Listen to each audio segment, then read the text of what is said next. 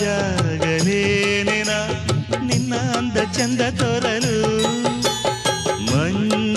ಮಂಜಾಗಲೇನೆನ ನಿನ್ನ ಕೋಪ ತಂಪು ಮಾಡಲು ತೇರಾಗಲೇನೆನ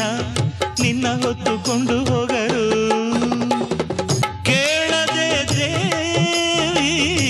ವರವ ಕೊಡಳು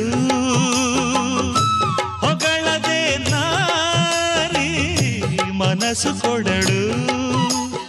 ಓ ಕನಕಾಂಬರಿ ನೀನು ಬಾರದೆ ಪೂಜೆಗೆ ಹೂವಿಲ್ಲ ಓ ಶ್ವೇತಾಂಬರಿ ನೀನು ಬಾರದೆ ಉತ್ಸವ ಸಾಗಲ್ಲ ಅಂಜಲಿ